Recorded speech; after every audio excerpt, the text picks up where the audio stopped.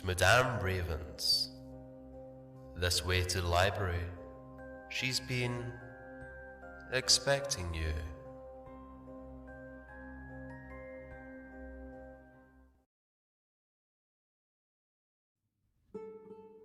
I am sorry, my darlings, but I am afraid. This week I'm hoping to get out one video. Things have kind of gone crazy in real life at the moment. But I plan to get this video out for at least this week, and then hopefully soon things will calm down. They're supposed to. We'll see. Getting some help in for my parents, so I'm not doing it all. But anyway, today I'm going to bring you one of Bear's stories. It's a two-parter called In Vino, Veritas. In wine and in blood there is truth.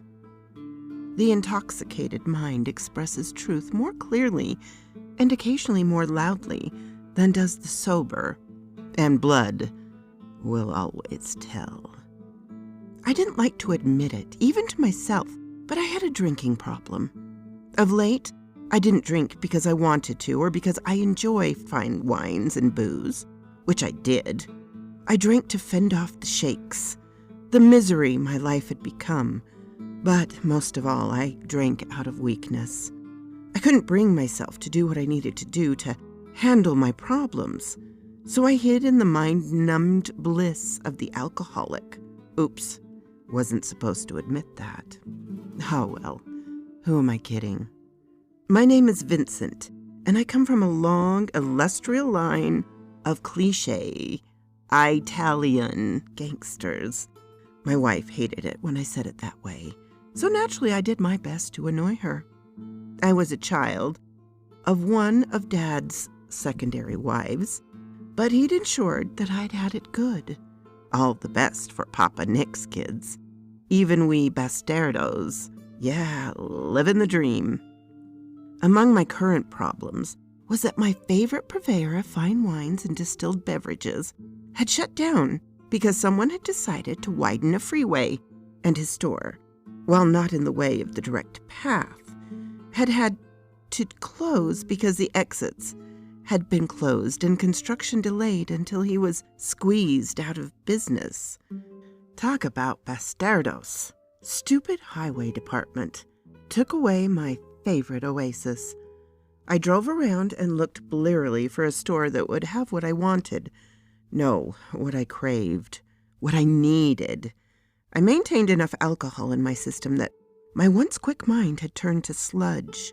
Slow-moving and dreary, it took a moment, but I recognized the area of town where I was currently putting other drivers and my myriad pedestrians at risk. Doesn't matter, I'm on an important mission, I reassured myself, and then let out a boozy, wet laugh. Pathetic. If my mind had still worked properly, I'd have been sickened with myself. Hey, what's that place? I've never noticed it. Pliny's Delights, Spirits, and Fine Wines. Well, I might have been a booze hound, but I liked my spirits fine. And at that moment, I could still afford them that way. The employee who greeted me was a lady of indeterminate age who sported long, henna-dyed locks that cascaded about her shoulder in a very attractive fashion. I was instantly smitten by her gracious manner and winsome smile. "Welcome, traveler. How may we help you today?" "Good evening. I'm looking for a particular Italian red, actually a Sicilian vintage." I explained what I wanted, and the lady nodded along in understanding. "Sir, I apologize, but we are currently out of that brand. However, we have an older vintage that inspired the flavors you seek. It's a nice match, and is aged, well, more significantly than is typical. It is slightly more expensive." It took me a moment to cipher through what she'd said. At first I got a little mad. She's just trying to gouge me, I thought. Yet her sincere smile, and, well, the fact that she was exquisitely beautiful with a hint of the exotic, combined with my wife's recent coldness, which was one of my many problems, I decided to cut her a break. Okay, I'm up for something special. It is the weekend after all. Well, after tomorrow. It's only Thursday, right? I gave a wheezy little laugh to cover that fact that I truly wasn't sure what day it was. She was game, and that smile, that lovely, enticing smile, widened and became even more radiant. It is only Thursday after all. If you come this way, she indicated the counter area with her left hand. Her hand was open, inviting, tempting. I went. She took a key from a little pouch at her waist. She wore a lovely skirt that covered way too much, but revealed a nice peek of her shapely calves. Okay, best check that. She may not be interested. Don't need any scandals. Oh, any more scandals. I was on thin ice with my business partners. My family, with a capital F.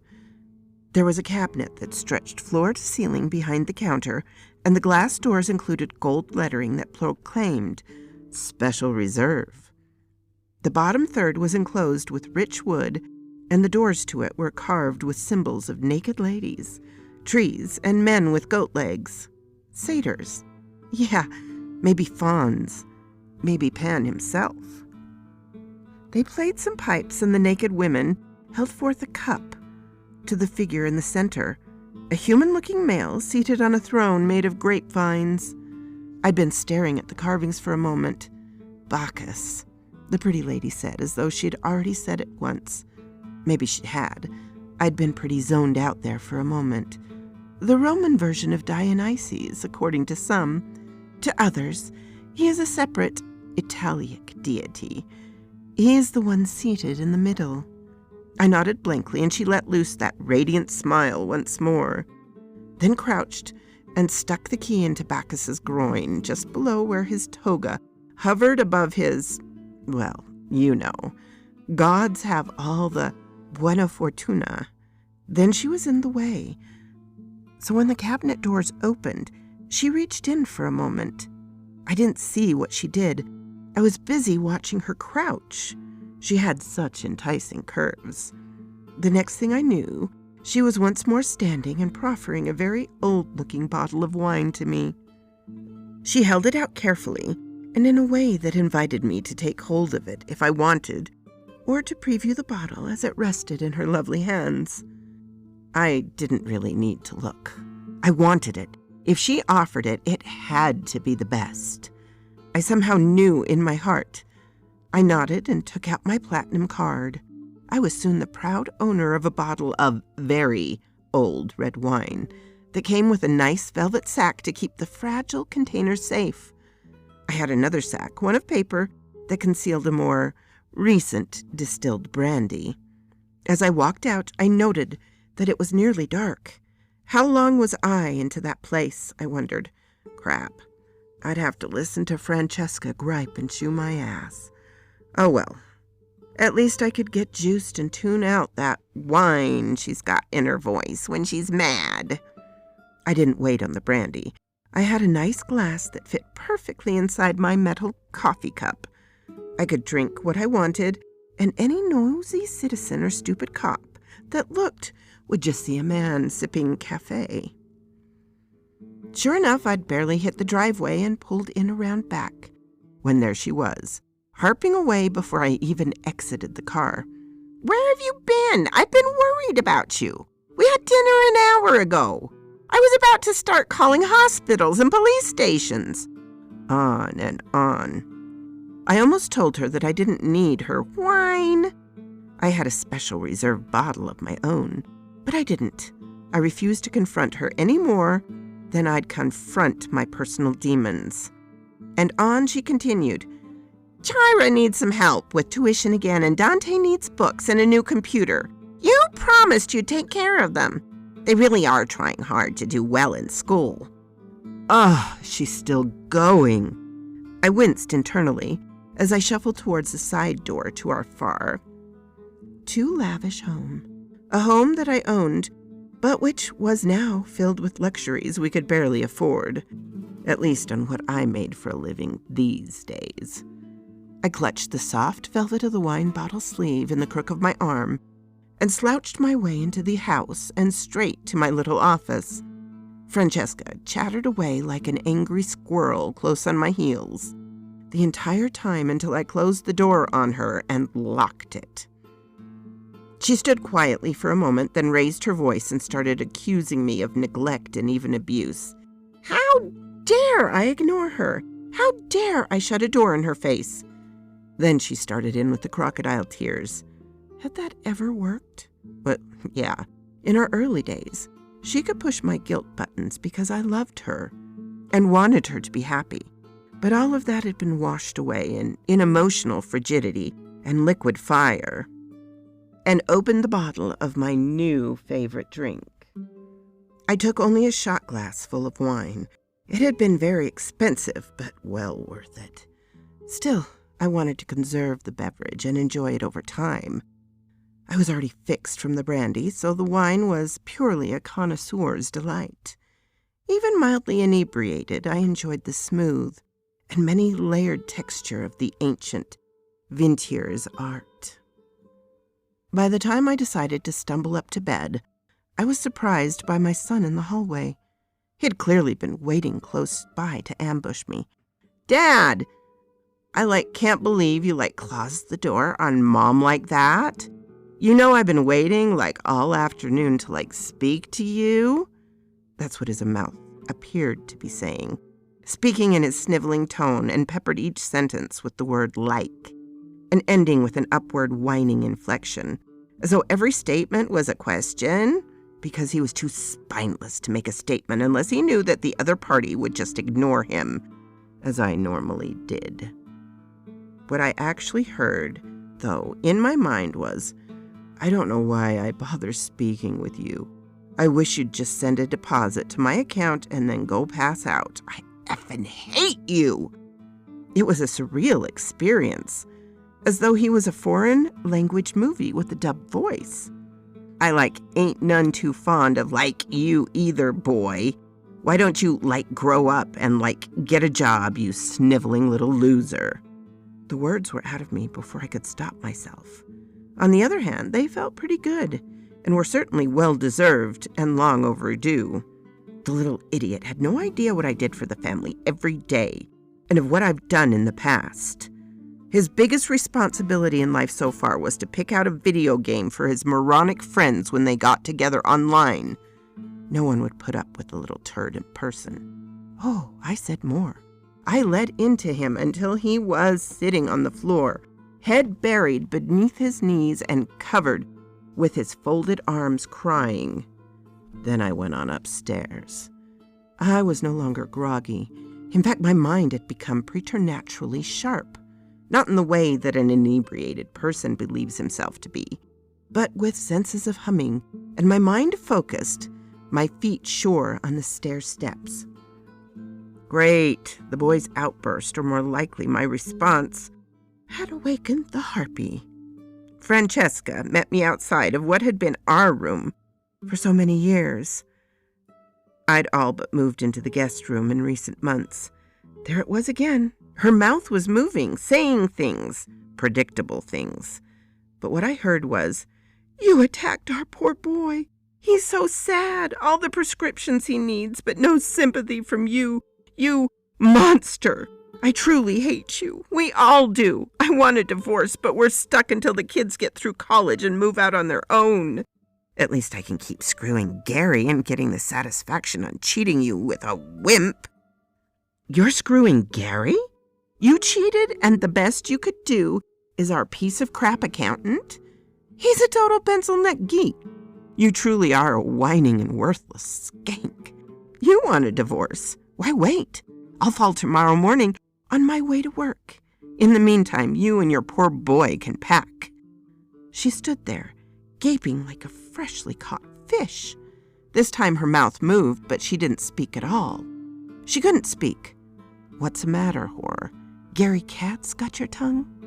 I stalked past her and towards my room. It was mine for real. I wasn't going to leave. I owned the place, and she'd signed a prenup.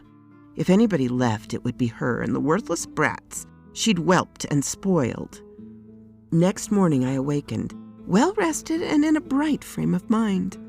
I realized that I clutched the bottle, a very fine wine, in my arms, and I'd placed a shot glass on the nightstand. Normally, I'd be trembling and craving a drink. Yet this morning, I didn't. Well, I wanted a drink, but I didn't need one. I got ready for work. Friday at last. I felt a little hungry, but I really didn't want to have to speak with my family, and I certainly didn't want to listen to any of them. So I filled the tiny glass and sipped at the amazing vintage until it was bone dry. I eased out of the back door and managed to escape the driveway before anyone noticed. Dante would be too embarrassed to even look at me for a while, and Francesca, well, that slut would be too scared. She'd admitted her infidelity. Hadn't she? She certainly hadn't denied it. I stopped for a light breakfast at a little neighborhood diner I liked. The lady behind the counter, Margaret, greeted me as she once did, more regularly, but I hadn't been eating much lately. I'd been on a liquid diet. "Hey, Vincent, good morning. Haven't seen you in a while. You doing okay?" That's what her mouth said. What I heard was, "Wow, looks like you actually took a shower. Haven't seen you this clean and well-dressed in a while. And miracle, no booze breath. Good for you, Vincent. You were always a nice customer before." I paused in the process of taking my seat. This was weird. Last night I could excuse the illusion as part of my intoxication, yet here it was daylight. Me, completely, well, as close as I'd been to in a long while, sober. But it was happening. I was hearing the words she wanted to say rather than what she actually said. It was such a disorienting juxtaposition. I didn't know what to say, so I just smiled and took a seat on one of the stools at the counter. I ended up leaving her a nice tip for her kind thoughts. After breakfast, I called in and let the secretary know I'd be late, since I needed to drop by and visit my attorney. The response I heard was, "Yeah, sure. I bet you need your rest, lush. Don't worry, though. Everybody else will take up your slack. Now I'll have to listen to your bitch half-sister rant about her worthless drunk of a brother. Thanks, asshole." I'd wondered while I was eating whether my perception would still be different than what people actually said when I used the phone. No way Anna would have spoken that way to me, no matter what an arse I was. She was invariably polite, her features constantly inscrutable. Something weird was happening, and with my newfound clarity, I knew that it had something to do with the wine. I'd have to go by Pliny's Delight again and speak with that hostess about just what was included with that elder vintage. Great, like I have time for your bullshit this morning. Why can't you greasy wop gangster wannabes understand that you need to make an appointment? That's what I heard instead of the false polite greeting that Joel intended to send. I smiled and decided to use the gift for a while. "Oh, hey, I'm sorry I didn't make an appointment. I know you get in early to do prep work and took advantage of that knowledge. It's just that I'm ready. Well, we're ready to divorce, and I'll need your help on this one." She crossed the Rubicon. She was unfaithful. Clear violation of the prenup. He stared at me a little blankly, processing the information. He was a dick, but an excellent attorney. Never mind what all he said. This is what I heard. Yeah, well, who could blame her? She has a great counterclaim, with you being a booze hound and all. Do you even have any proof of infidelity? She's still a nice-looking woman. I'd certainly do her. Might as well dive off into the Q&A. Apparently I could hear mental clutter as well as conscious thoughts, for as long as the person spoke. I spent the next half hour answering his questions and figuring out what I'd need to do to get the ball rolling before she could prepare. It was hard to separate at first, but the more we talked shop, the more his words coincided with the movement of his mouth. I didn't know for certain whether his mind and words had synced or my perception had clouded. Maybe the effects of the wine had worn off. I wrapped up and left the office, afraid I'd already lost track of my newfound abilities. If not, this power would be great if we had to go to court. While I got back to my car, a parking enforcement officer was printing a citation on her little ticket writing device. I couldn't have been more than a minute over the time. "Excuse me, ma'am, that's my car. I'm here and ready to go." She turned around with a nasty little bureaucratic smirk. "Yeah, well, too late, dickhead. I've already printed, so you can just take it up with the municipal judge. Go ahead, argue with me. Come on, sucker. After I embarrass and humiliate you, I'll get on the radio and call Officer Turner over to sling your arse in jail." As best as I could tell, she had said pretty much the same thing, but mock politely and without the immediate threat to call in an actual officer. I thanked her, explained how I truly appreciated her service and hard work, and that I'd only meant to save her some time. She looked astonished that her little snark trap had been sprung but left empty. I took the stupid citation and got underway. The true test would be my legitimate business partner, Linda, my half-sister by yet another secondary wife. She'd been bad-mouthing me for a while, granted with good cause of late, but it had started long before my drinking had gotten out of hand. Come to think of it, except for the special reserve wine, I hadn't consumed any alcohol since the brandy last night. Yet I was feeling fine, still alert, still sharp, not even a slight tremor. I greeted Anna, and I breezed by to head to my office. "Good morning, Anna. Thank you for holding down the fort. Anything pressing?" I knew there wouldn't be, but I wanted to hear what she would really say. She looked at me with a little surprised moo. "Good morning, sir. Nothing waiting for you, but a fight with your little sister. She's going to kick your arse." I waved and nodded and continued on my way, and sure enough, when I entered my office, there was Linda, crouched over the keyboard at my desk. She was already scowling and spared me a look of utter contempt as I closed the door behind me. I couldn't wait to hear what was really going on in her mind. "It's about time you got here, you worthless sack. What's the matter? Tie one on last night? Like every other night. I'm tired of complaining to Daddy. You need to go. Your crap is sinking the ship." I took one of my guest chairs. They were in many ways more comfortable than my office chair, anyway. I had to stop to see my lawyer.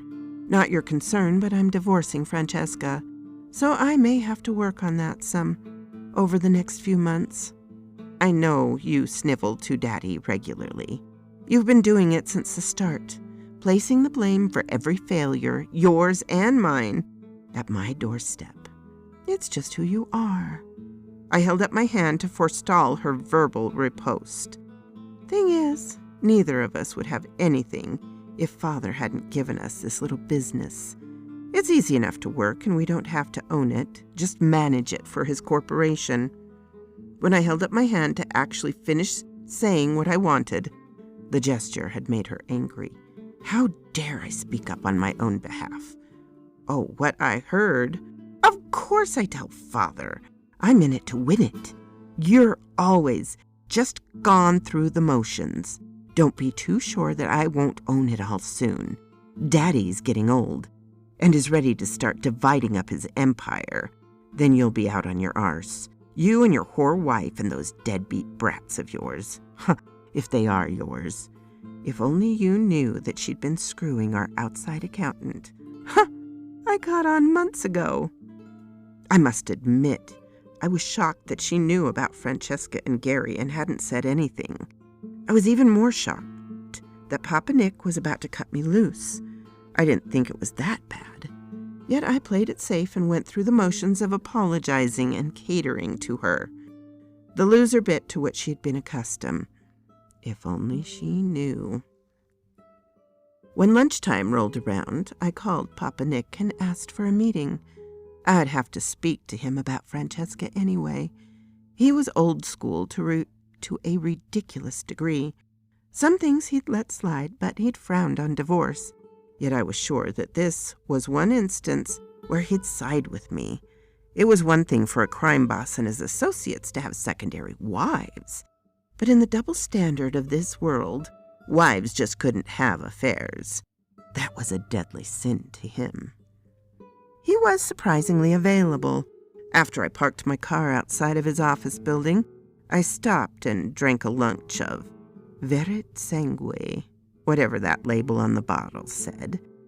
The label was old and distorted. I couldn't take any chances. I really needed to know the truth of what my father said. His secretary greeted me calmly and sent me straight into the big kahuna. He didn't rise nor offer to shake my hand. His favorite goon, Frank, loomed in the corner and nodded as I took my seat. Frank was unlikely to speak or participate.